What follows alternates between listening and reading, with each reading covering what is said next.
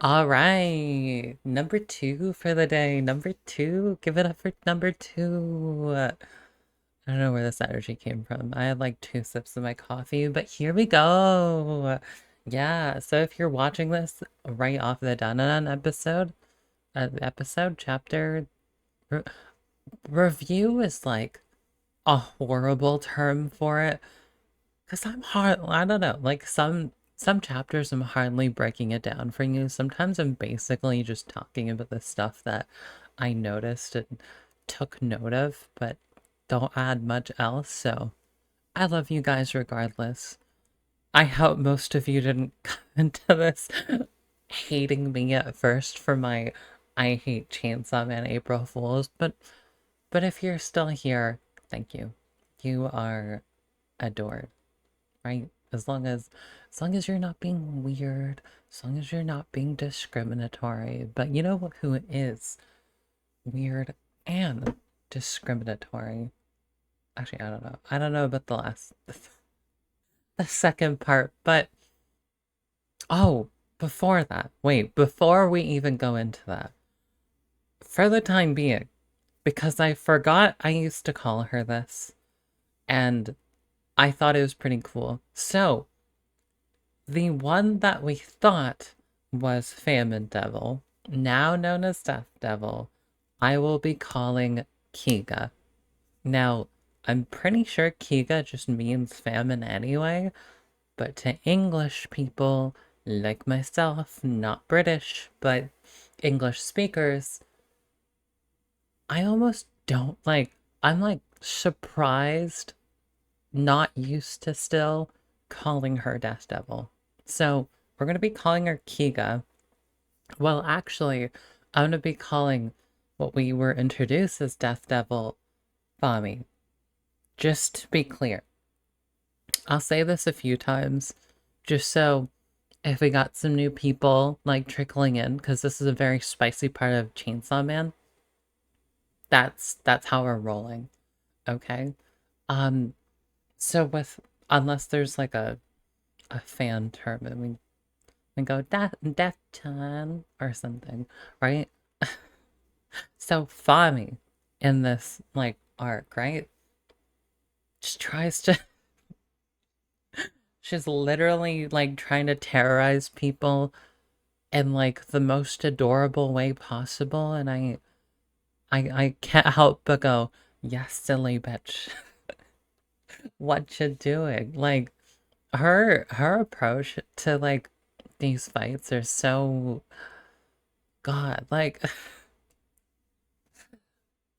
I think it would have been really funny if she was Death Devil and just going about things this way and all that sort of thing, but wow, what a specimen. Like what an absolute specimen Fami is. Now that we've met her, right? And she's out of control, right? She is a absolute psychopath, causing big problems. I feel really bad also just for the random civilians that get in the way of this. Like, I don't know, like they might have been coming home from like something, right? And here they are just like my fucking arm. I mean, there are more pressing things, right? Like we got the classic, oh my God, superhero. Like that's so cool. We saved this city. And then you destroy the city in the process. Except they're not superheroes. They're all fucking crazy because they're devils, right? But yeah, I guess that's happening. And then most importantly, we have AsaDen this week, right? Where instead of making out in front of a family mart, I said family mart, not I was gonna say Fami Chiki or 7-Eleven, and those are both wrong answers. Um, but making in no more making out in front of that, but instead there's like so Denji saves a woman, right? And then immediately Yoru's like, Kobe, and goes, bang. The Kobe part made no sense because nothing was thrown in that. But, what's it called? She goes, bang. off goes the arm, right? Like I mentioned earlier. And now this is just freaky. This is just freaky. I don't know. I think Denji has a knack for falling for women that have some serious issues. I mean, even Reze was a problem. Like let's not forget about the part where she like, although she adored Denji, there was still a transactional part of it to some antsy wincy degree, right? Um, yeah, yeah, yeah. So now we've got Yoru. I wonder if I don't know. So there was an interesting point. I forget who had commented it on, might have been Boonspook. If so, shout out to you. Where we were talking about, like, and I was in disagreement of it, where, like, surely he kind of knows that, like, Yoru's a nutter, like, in terms of, like, keeping the peace and stuff like that. But, yeah, I don't know. I feel like I I'm still in the camp of I think he's just kind of torn because he's getting a rush. And I think sometimes that like he's very much high on life, right? He's saving people.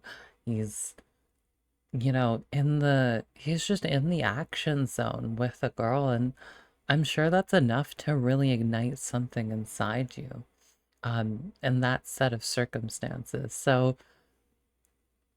whether he realizes it or not, like Asa loves him very much.